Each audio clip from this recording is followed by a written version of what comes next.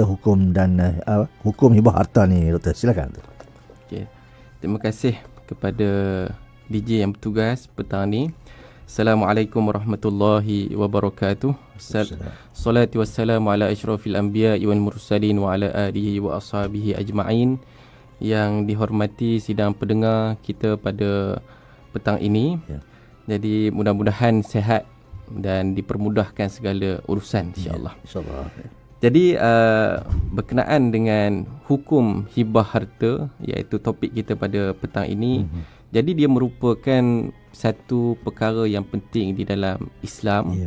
Ya, apabila hibah ini dia merupakan salah satu instrumen ataupun kaedah untuk kita dapatkan harta. Kadang-kadang ada orang dia nak dapatkan harta tu melalui jual beli, melalui pusaka, melalui macam-macam lah. Dan ada jalan yang betul dan ada jalan yang salah. Kalau nak jalan yang salah, ambil harta melalui rompakan ke, ambil tanpa izin dan sebagainya, itu tidak selarilah dengan syarak. Jadi Allah mengizinkan adanya hibah ini untuk kita dapatkan harta melalui seseorang individu kepada seseorang yang lain. Cuma dia adalah dia punya hikmah kenapa hibah itu diadakan. Jadi berbalik kepada hibah ni, dia sebenarnya dia adalah alternatif kepada pengurusan harta, terutamanya apabila dia boleh pengurusan harta ketika hidup dan dalam masa yang sama dia adalah pengurusan harta selepas mati. Jadi bila selepas mati ni ada orang ni dia pergi kepada pusaka saja. Dia ingat kalau dia meninggal pergi kepada pusaka. Sedangkan Allah Subhanahu Wa Taala memberikan banyak kaedah, iaitu melalui hibah. Hibah ni contohnya kalau dia nak berikan harta dia tu kepada anak dia. Berikan kepada anak dia. Jadi anak dia ni dia tahu ataupun dia berikan kepada isteri dia. Jadi kita namakan tu sebagai hibah. Jadi kalau misalnya pada hari ni suasana semasanya, kalau pusaka ni Allah Subhanahu Wa Taala dah tetapkan dia punya perkiraan dia, pembahagian dia. Tetapi kalau hibah ni dia tidak tertakluk kepada hal tersebut. Jadi maknanya sesiapa pun kita nak bagi kepada waris ke, bukan waris ke, ataupun kita nak bagi kepada sesiapa pun tidak menjadi masalah. Itu kelebihan hibah ni lah berbanding daripada pusaka ataupun sebagainya. Jadi kita pun keliru. Di antara pilihan-pilihan yang ada tu, wasiat, faraid, hibah dan sebagainya, tu mana yang paling afdal sekali? Jadi apabila melibatkan harta ini, para ulama dia memberitahu bahawa yang paling afdal sekali adalah mana yang paling bawa maslahah kepada contohnya keluarga kita. Sekiranya kalau kita beranggapan dengan pusaka ni nanti bergaduh adik-beradik, bergaduh anak beranak, lepas tu dengan urusan turun naik mahkamah dan sebagainya, dengan kita nak tinggalkan isteri misalnya, rumah kita nak tinggal pada isteri, kita pun kesian dekat dia. Jadi kalau rumah nanti bila pusaka kena jual dan sebagainya, jadi ada bila ada pilihan yang lain tu, iaitu melalui hibah. Jadi dalam bila masih hidup tu bolehlah untuk dia nak berikan rumah itu contohnya kepada anak dia yang susah ke. Contoh dia ada berapa orang anak. Jadi ada anak yang dah ada kerjaya, ada anak yang tolong dia dekat bendang misalnya. Jadi daripada rumah tu dijual untuk pembahagian, maka lebih baik dekat situ dihibahkan. Dan hibah ini adalah satu pemberian. Dia boleh juga kita panggil dia sebagai sedekah. Tetapi sedekah ni tujuan dia lain pula lah. Bila sedekah ni kita nak bagikan harta tu untuk mendekatkan diri kepada Allah. Kita bagi pada orang miskin dan sebagainya. Ada juga pemberian hadiah. Hadiah. Tetapi hadiah ni disebabkan rasa sayang, kita nak memuliakan seseorang, jadi kita bagi hadiah. Tetapi hibah ni ada situasi dia. Yang mana hibah ni terutamanya apabila susah sangat, bila dah meninggal nanti seseorang tu seorang ayah misalnya meninggal nanti payah nak tukar nama, nak ni apa semua. Jadi dia bagi pada salah seorang anak dia ataupun dia bagi kepada isteri dia. Jadi itu peranan hibah tu. Peranan hibah sebut. Dan hibah ini dari sudut dia punya apa hukum dia, hukum dia adalah sunat. Dan digalakkan oleh Allah Subhanahu Wa Taala melalui daripada Quran, dalil Quran, dalil hadis dan daripada ijma' itu sendiri. Jadi kat sini dia punya ni sama jugalah macam wasiat apa semua, dia ada dia punya dalil-dalilnya yang diperakukanlah oleh syarak. Berdasarkan contohnya satu daripada firman Allah, wa atal mala ala hubbihi dzawil qurba wal yatama wal masakin wa ibnas sabil wasailin wa fir riqab. Dalam surah Al-Baqarah ayat 177, dan mendermanya maknanya pemberian itulah, pemberian tak kiralah derma ke, hibah ke, hadiah ke, seseorang akan hartanya sedang ia menyayanginya kepada kaum kerabatnya. Jadi hibah ni lebih kepada kaum kerabat. Kalau anak-anak yatim kepada derma, diistilah sebagai derma. Dan orang miskin, orang yang terlantar di dalam perjalanan, kepada orang yang meminta, dan untuk memerdekakan hamba abdi. Jadi itu di antara teras berkenaan dengan hibah. Ya, itu dia. Jadi Ustaz dah kupas dalam kalimah awal tentang maksud hibah tu ya. Tentang kalimah hibah. Jadi bagaimana dengan hukum dan persyaratan hibah ni, Doktor? Okey, kupaskan. Jadi persyariatan ini dia adalah salah satu daripada perkara yang disyariatkan oleh Allah Subhanahu Wa Taala. Sebagaimana dalam solat fardu ke, solat sunat ke, dia ada asasnya di dalam agama itu sendiri.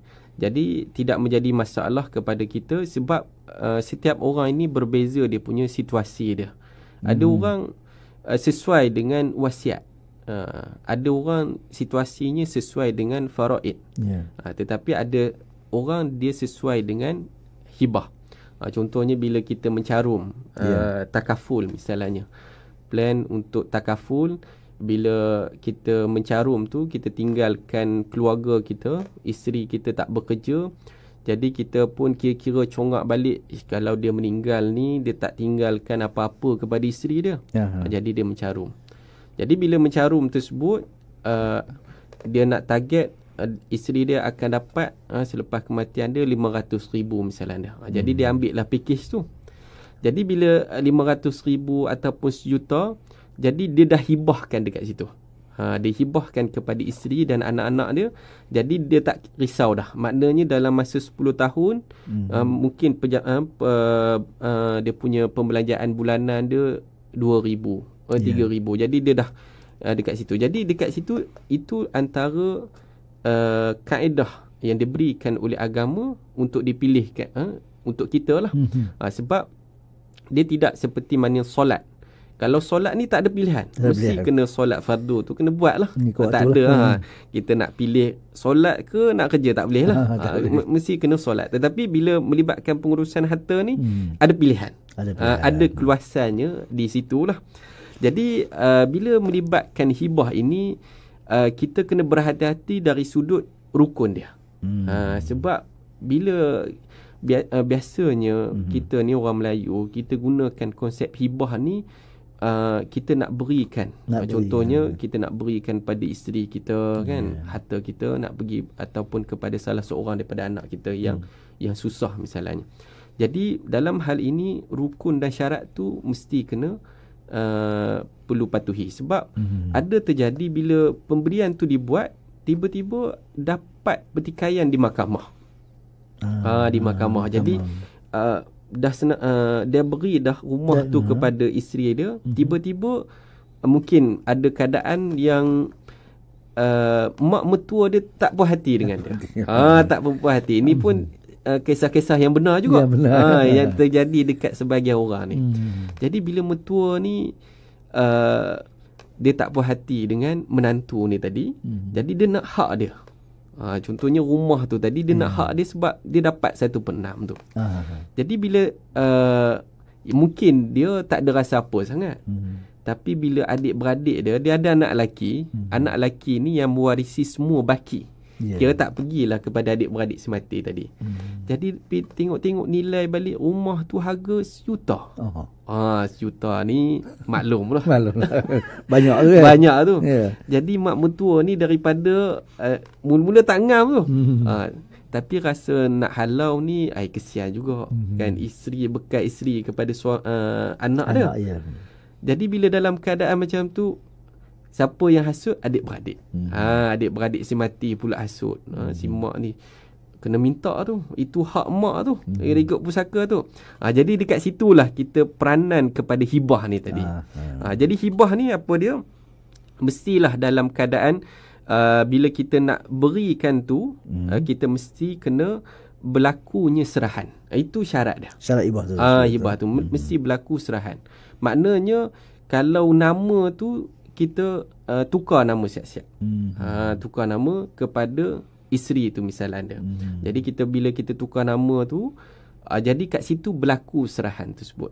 Tetapi kalau tak berlaku, tiba-tiba dah meninggal si suami ni tadi, nama tak tukar lagi. Tak tukar. Bila tak tukar, tiba-tiba si siapa ni yang tak puas hati, waris tak puas hati, jadi dia boleh petikaikan di mahkamah dan boleh ditarik balik pemberian tersebut. Jadi antaranya mesti adanya penerimaan lah dekat situ. Kalau tanah ke hartanah, aset dan sebagainya, mesti ada pertukaran nama tu kepada geran tu sendiri. Kalau yang boleh pindah milik tu tak apalah kan, makna kita serahkan dekat dia ataupun sebagainya. Dan syarat-syarat ini perlu terutamanya yang penerimaan tadi, supaya tidak berlaku pertikaian lah di kemudian hari. Itu tentang termasuk dengan rukun dan syarat hibah ya doktor untuk pengetahuan pendengar yang bersama kita. Baiklah, kita berhenti rehat seketika doktor, supaya kita tersambung balik mungkin tentang hukum pemeriksaan balik dan juga pembatalan hibah ni. Baiklah, kita berhenti rehat seketika. Ikuti rancangan Ambil Tahu Fatwa di Perlis FM pada setiap hari Jumaat jam 3.15 petang bersama tetamu-tetamu khas yang akan mengupas tajuk berkaitan fatwa di negeri Perlis. Rancangan setengah jam ini akan disiar secara langsung menerusi gelombang 102.9 MHz. Rancangan ini dibawakan oleh Perlis FM dengan kerjasama Jabatan Mufti Negeri Perlis. 102.9 Perlis FM. Bala pendengar setia Play FM, kita kembali lagi dalam rancangan Nabi Tahu Fatwa bersama dengan Bahagia Dr. Fathullah Al-Haq bin Muhammad Asni, iaitu di bawah tajuk Hukum Hibah Harta. Tadi kita dengar doktor beritahu mengenai hibah, dia bagi sebenarnya doktor Jadi nak tahu jugalah tentang hukum penarikan balik ataupun pembatalan hibah ni pula. Ada bagi dah, bila nak tarik balik dan nak batal pula ni. Macam mana ni doktor? Silakan. Okey, baik, terima kasih kepada DJ dan sidang pendengar sekalian. Baik, berkenaan dengan penarikan balik ataupun pembatalan hibah ni, mungkin ialah bila hibah ni dia sesuainya ibu bapa lah ataupun keluarga yang berikan kepada keluarga terdekat tu. Kalau nak bagi kepada badan kebajikan, kita panggil dia wakaf ke sedekah dan sebagainya. Jadi hibah ni had tu lah biasanya suasana dia. Jadi tiba-tiba tersilap pula bagi. Kan dia tengok ada ahli keluarga, salah seorang daripada ahli keluarga tengok macam okey, baik, nak bagilah dekat dia, tiba-tiba berubah, jadi nakai ke, jadi apa ke, kita pun tak tahu. So macam mana dalam keadaan tersebut? Okay. Dalam keadaan ni para ulama dia bagi tahu boleh untuk ditarik balik sekiranya ibu bapa tu dia bagi harta dia tu kepada anak dia. Dia bagi kepada anak dia. Jadi bila contohnya kita dah bagi dah harta tersebut dekat anak kita tu. Jadi ibu bapa ni dia boleh tarik balik. Dia boleh tarik balik. Tetapi kalau dia bagi selain daripada anak dia, dia tak boleh tarik balik. Maknanya kalau dia bagi contohnya dekat kawan dia, contoh dia bagi dekat saudara mara ke adik-beradik dia, had tu tak boleh tarik balik. Maknanya kalau dah berlaku serahan, automatik dah menjadi pemilikan orang lain. Tapi kalau serah pada anak, selagi mana anak tu dia tak wakafkan, dia tak jual, dia tak apa semua, milik anak dia seorang je, jadi kat situ mak ayah dia boleh tarik balik lah. boleh tarik balik. Sebab mungkin anak dia ni bila dah dewasa sikit, yalah kita pun maklum lah kan, nakal dan sebagainya, jadi nak jual ke apa, menyebabkan had tu lah. Cuma kalau selain daripada anak ni, tak boleh. Ini berdasarkan daripada hadis Nabi SAW, al-aid fi hibatihi kal-kalb yaqi'u thumma ya'udu fi qai'ihi. Orang yang menarik balik hibahnya sama seperti anjing yang memakan balik muntahnya. Jadi dalam hal ini larangan lah bila kita nak bagi. Jadi saya nak bagi dekat ni kan, jadi saya nak ambil balik, tak boleh lah macam tu. Bila dah serah tu, serah saja kan. Baik, itu dia tentang hukum penarikan balik. Jadi bagaimana pula dengan kadar harta yang boleh dihibah ni, Doktor? Okey, kalau harta hibah berkenaan dengan hibah ni dia special sikit. Dia special. Sebab kalau wasiat ni dia ada contohnya kita nak serah time kita hidup ni, kita nak urus juga. Ni kita kata ni lah, ada anak apa semua ni, dia nak wasiat. Tapi kalau nak wasiat tak boleh. Sebab wasiat ni dia ada peraturan dia lah. Dia punya peraturan dia mesti bukan waris. Dia nak wasiat tu bukan waris. Kalau waris yang ada yang masuk dalam faraid tak boleh, sebab had waris tu dah ada dalam faraid. Lepas tu individu tertentu dan kadarnya pula tertentulah 1/3. Itu wasiat. Kalau pusaka lagi lah, dia lagi detail lah dia punya pembahagian tu. Cuma hibah ni dia tak ada had. Maknanya kepada sesiapa pun dia nak bagi pun tak apa, kadar maksimum pun tak apa. Cuma dekat sini para ulama dia bincang. Contohnya bila kita nak hibahkan kepada anak kita. Jadi bila kita nak tengok hibah kepada anak kita ni, kita kena tengok situasi. Kalau ada anak yang tak sama, contoh ada yang kerja hebat, kakak dengan abang dia kerja hebat, rumah dah ada apa semua, tinggallah anak bongsu ni kerja dengan dia. Tolonglah dekat kedai dia, runcit ke bendang dia ke apa ke, jaga dia. Yang mak ayah apa ni, abang kakak ni duduk jauh dah. Johor, di KL apa semua tu. Jadi kesian, anak bongsu ni tak ada rumah, tak ada apa semua. Jadi bila dalam keadaan macam tu, boleh untuk dia berikan hibah itu kepada anak dia yang bongsu ni tadi. Walaupun persamaan tu yang asal, maknanya kena beri sama banyak, tetapi dalam keadaan tertentu boleh. Selagi mana dia tidak sehingga menzalimi lah si anak tu tadi. Itu dia, Doktor ya. Jadi boleh terangkan hibah bersyarat pula ni, Doktor. Ada hibah bersyarat kan? Iya. Baik, hibah bersyarat ni dia ialah bila menceritakan berkenaan dengan hibah bersyarat ni, sebab situasi sekarang ni mencabar. Situasi sekarang ni sangat-sangat mencabar. Bila contohnya faraid ni ialah dulu tak ada masalah. Sebab syariat yang Allah turunkan ni cantik dah. Jadi kalau dulu ni aset hartanah ni tak berharga. Sebab orang boleh teroka. Kan? Orang Arab dulu ke apa, dia boleh teroka. Tanah tu padang pasir pula lagi banyak lah. Luas kan? Luas apa semua. Jadi tak apalah yang ada harta ni, dia buat pembahagian apa semua. Jadi si anak ni boleh pergi kat tempat lain, teroka tanah, buat rumah dekat situ. Dan rumah dia pun simple-simple je. Kalau kita pergi negara Arab pun, rumah petak bumbung pun tak ada. Kan? Jadi bila kita nak bagi sekarang, contohnya kita biasanya kalau hadiah ni tak kecil-kecil lah. Tapi hadiah hibah ni biasa rumah kan, benda yang besar, tanah. Tapi bila dalam keadaan masa yang sama, kita nak yalah senang di kemudian hari. Sebab bila faraid ni proses dia panjang. Kalau dulu tak macam ni lah, ni turun naik mahkamah apa semua sekali, susah. Jadi menyebabkan tu 90 bilion harta umat Islam beku disebabkan proses. Jadi antara yang memudahkan, alternatif yang ada hibah lah. Hibah bersyarat ni. Baik, jadi hibah ni bila contoh kita nak bagi geran tanah kepada anak apa semua, tiba-tiba kita nak tukar nama tu. Kita nak tukar nama. Dah tukar nama, tiba-tiba anak ni pula jual pula rumah tu. Sebab dia dah ada dah rumah, nama dia apa semua, dia jual. Jadi mak ayah budak ni tadi terpaksa kena tinggal dekat rumah orang tua. Sebab masalah tu tadi. Masalah tersebut. Jadi bila dalam hal ini para ulama semasa pada asalnya memanglah tak dibenarkan sebab pemberian tu tanpa syarat. Itu sebab kerelaan hati untuk kita beri. Tetapi syarat ni timbul disebabkan suasana masa ni. Semasa.